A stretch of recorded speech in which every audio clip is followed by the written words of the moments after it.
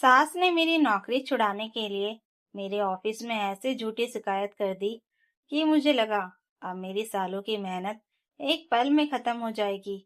लेकिन उन्हें क्या पता था कि ऑफिस में मेरी मेहनत का रिकॉर्ड उनके झूठ से कहीं ज्यादा मजबूत था। मेरा नाम नंदिनी है और मेरी शादी को 6 साल हो चुके थे। मैं एक निजी कंपनी में सीनियर अकाउंट्स एग्जीक्यूटिव के पद पर काम करती थी। मेरी नौकरी सिर्फ मेरी कमाई का जरिया नहीं थी, बल्कि मेरी पहचान भी थी। शादी से पहले मैंने अपने दम पर पढ़ाई पूरी की थी और नौकरी हासिल करने करने में मुझे कई साल लगे थे। शादी के बाद भी मेरे पति अमित ने मेरा साथ दिया था। वह हमेशा कहते थे, तुमने इतनी मेहनत से अपना करियर बनाया है, सिर्फ शादी हो जाने से तुम्हारे सपने खत्म नहीं हो जाते। हमारी जिंदगी सामान्य थी। अमित एक दूसरी कंपनी में काम करते थे और हम उनके माता पिता के साथ ही रहते थे। घर में मेरी सास विमला देवी थी। वह बुरी नहीं थी, लेकिन उनकी सोच बहुत पुरानी थी। उनके हिसाब से शादी के बाद बहू का सबसे बड़ा काम घर संभालना था। उन्हें मेरी नौकरी शुरू से पसंद नहीं थी। वह अक्सर कहती, सुबह से शाम तक बाहर रहने वाली बहू घर कब देखेगी। मैं समझाने की कोशिश करती, माँ जी, मैं सुबह जल्दी उठकर नाश्ता और खाना तैयार कर देती हूँ। शाम को लौटकर भी घर के काम कर लेती हूँ। लेकिन उन्हें मेरी कोई बात संतुष्ट नहीं करती थी। एक दिन उन्होंने साफ कह दिया, अमित की कमाई से घर चल रहा है, फिर तुम्हें नौकरी करने की क्या जरूरत है। मैंने कुछ नहीं कहा। मैं जानती थी कि अगर मैं बहस करूंगी तो बात बढ़ेगी। लेकिन अमित ने मेरी तरफ देखकर कहा, माँ, नंदिनी नौकरी करना चाहती है और वह घर की जिम्मेदारी भी निभा रही है, इसमें दिक्कत क्या है। सासू माँ उस दिन चुप हो गई, लेकिन उनके मन की नाराजगी कम नहीं हुई। अगले कुछ महीनों में मेरी नौकरी में भी काफी बदलाव आया। कंपनी ने एक बड़ा प्रोजेक्ट शुरू हुआ और मुझे उसकी अकाउंटिंग टीम की जिम्मेदारी मिली। काम बढ़ गया, इसलिए कभी कभी मुझे सामान्य समय से 1-2 घंटे देर हो जाती। मैं हर बार अमित को पहले ही फोन करके बता देती। अमित कभी शिकायत नहीं करते। वह कहते, काम है तो समय लगेगा, तुम आराम से आना। लेकिन सासू माँ को मेरी देर से घर आने की आदत बिल्कुल पसंद नहीं थी। एक शाम में लगभग 8:30 बजे घर पहुंची। जैसे ही दरवाजा खुला, सासू माँ ने घड़ी की तरफ देखते हुए कहा, बहुत बड़ी अफसर बन गई हो क्या। घर आने का भी कोई समय होता है। मैंने जूते उतारते हुए कहा, माँ जी, ऑफिस में आज क्लाइंट की मीटिंग थी, इसलिए देर हो गई। वह बोली, हर दिन कोई ना कोई बहाना, नौकरी छोड़ दो, घर में शांति रहेगी। मैं चुपचाप कमरे में चली गई। अमित उस समय अपने लैपटॉप पर काम कर रहे थे। उन्होंने मेरी तरफ देखा और पूछा, फिर कुछ कहा माने। मैंने मुस्कुराकर कहा, छोड़ो, रोज की बात है।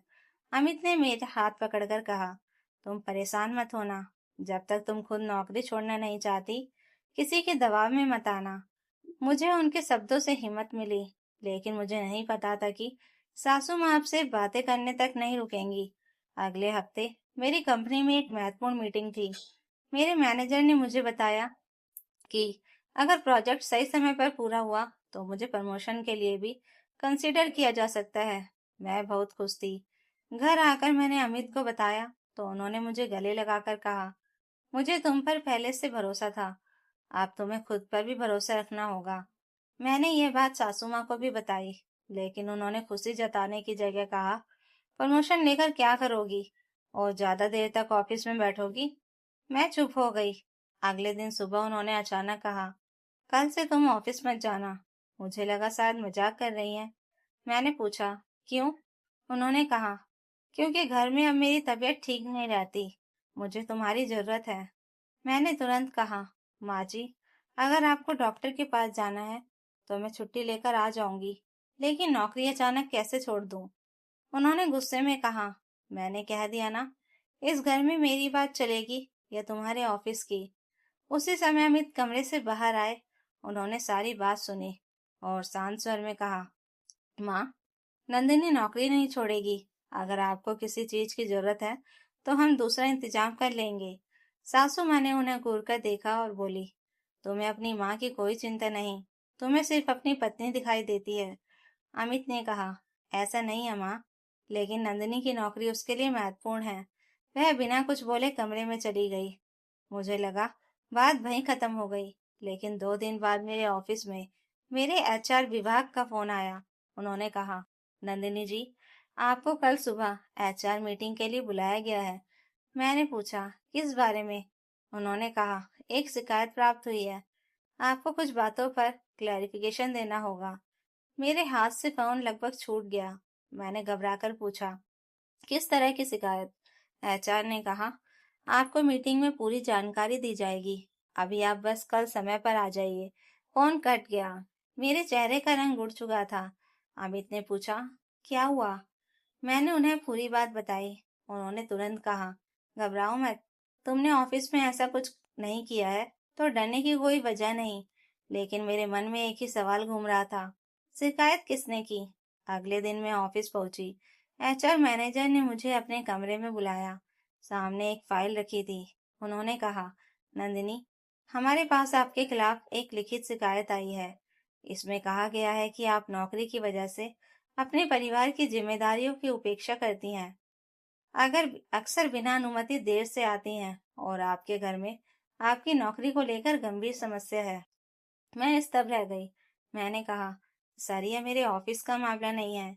मेरे काम का रिकॉर्ड आप देख सकते हैं। और जहां तक देर से आने की बात है, मैंने हर बार अपने मैनेजर को सूचित किया है।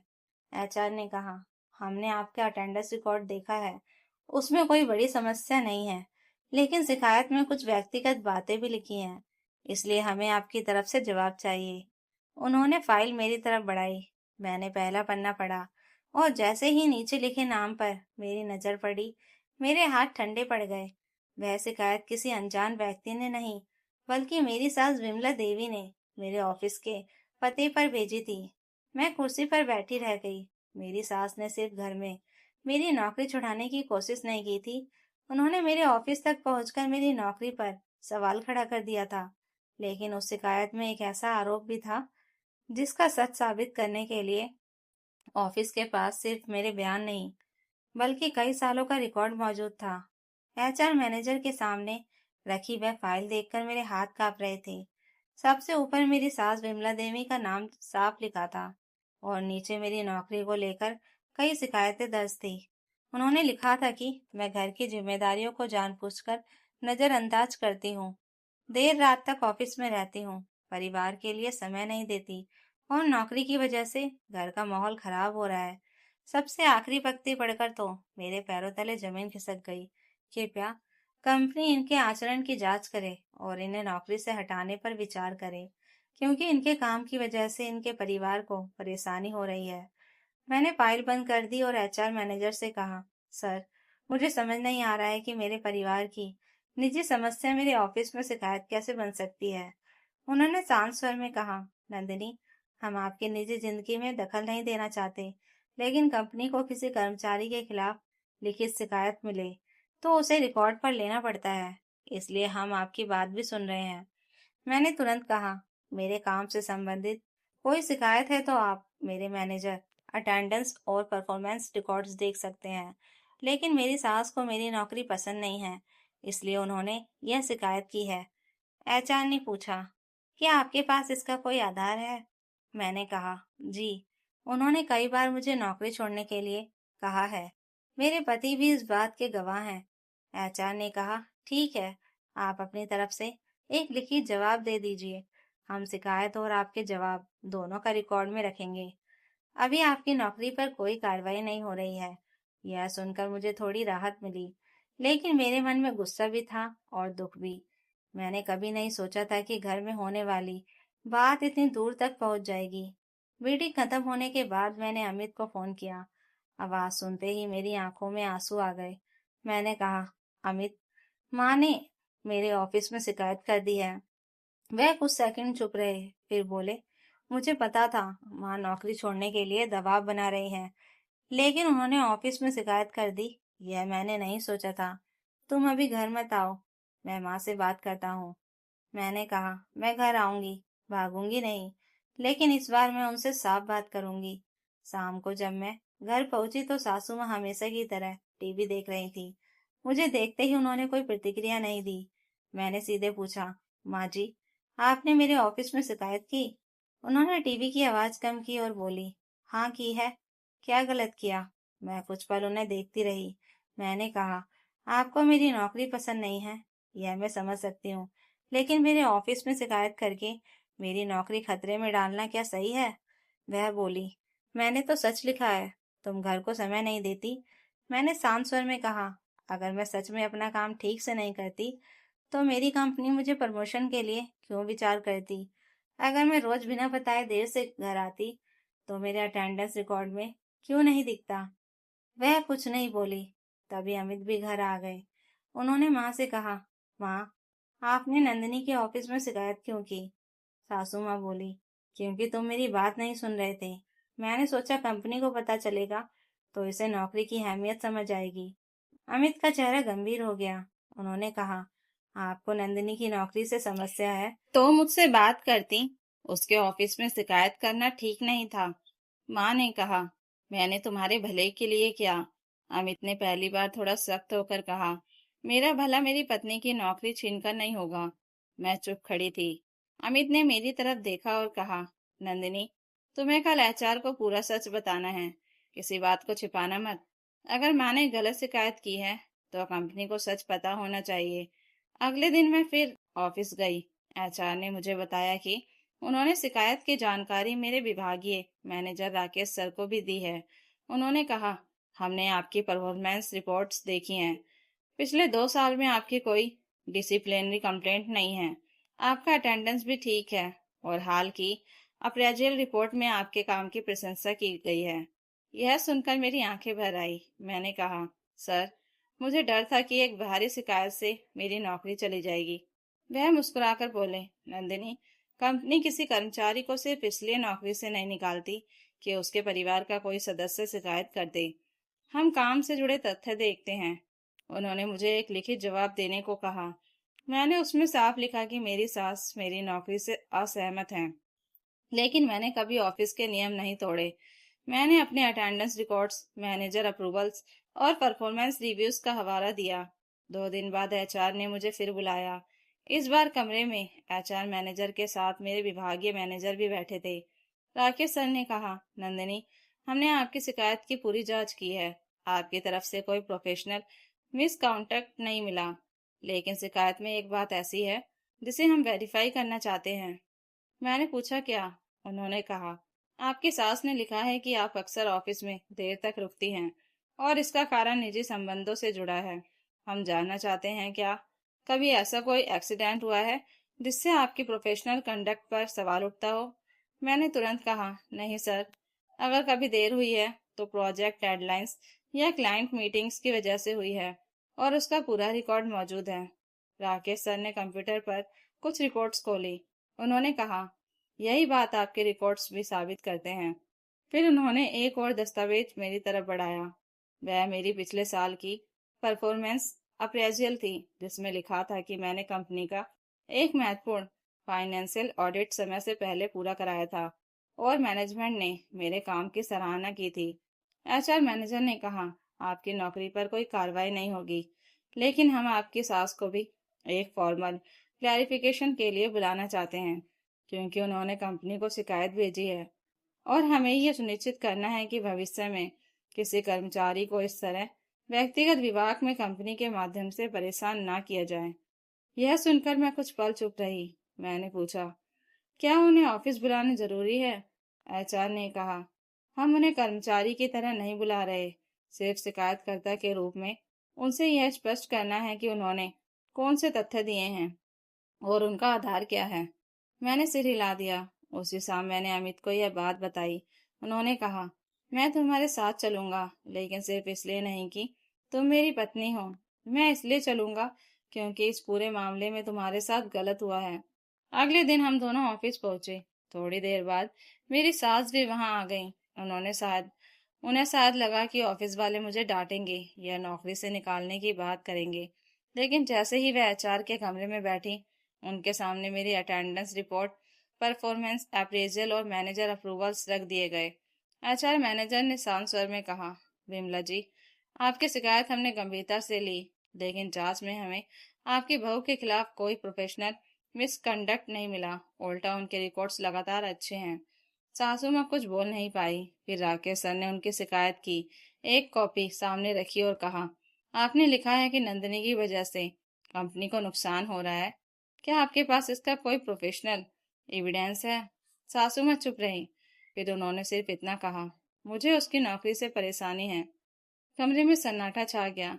एचआर मैनेजर ने पूछा, लेकिन आपकी परेशानी पारिवारिक है, इसका समाधान कंपनी कैसे करेगी? सासू माँ के पास कोई जवाब नहीं था।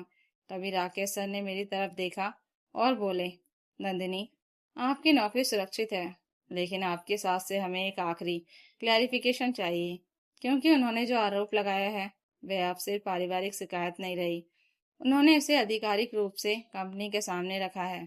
सासू माँ का चेहरा उतर गया। उन्हें पहली बार समझ आया कि झूठी शिकायत करना उतना आसान नहीं था जितना उन्होंने सोचा था, और अगले कुछ मिनटों में उन्हें अपने ही लिखे शब्दों का जवाब देना पड़ने वाला था।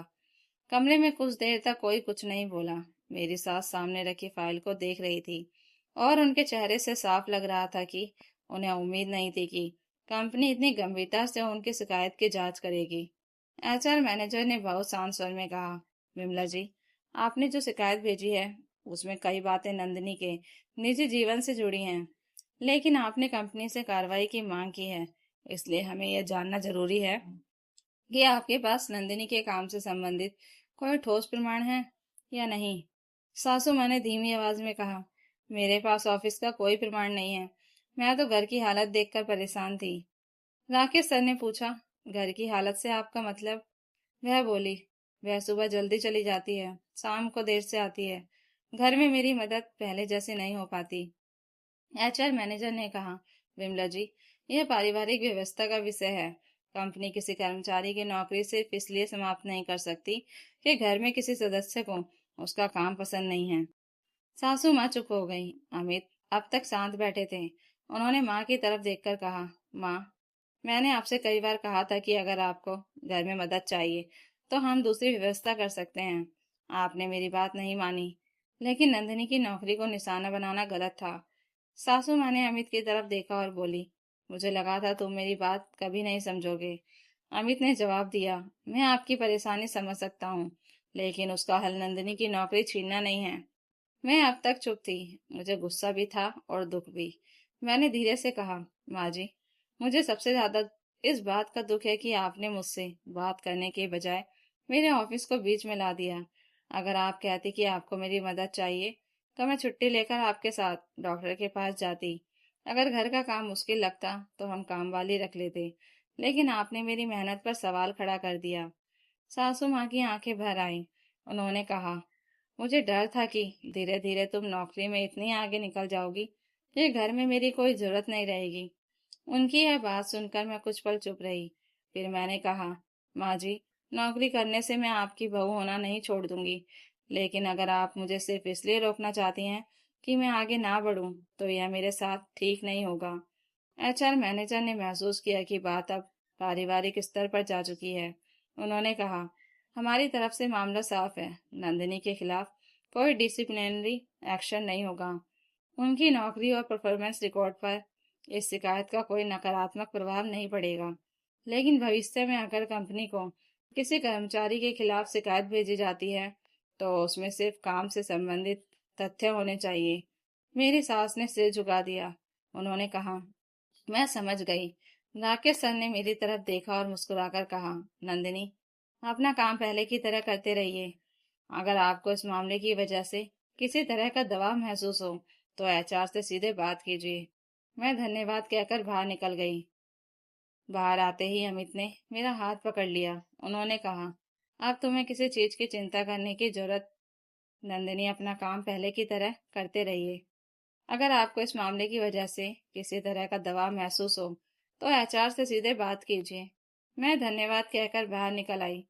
बाहर आते ही अमित ने मेरा हाथ पकड़ लिया। उन्होंने कहा, अब तुम्हें किसी चीज की चिंता करने की जरूरत नहीं। मैंने हल्की मुस्कान के साथ कहा, मुझे नौकरी जाने का डर कम था।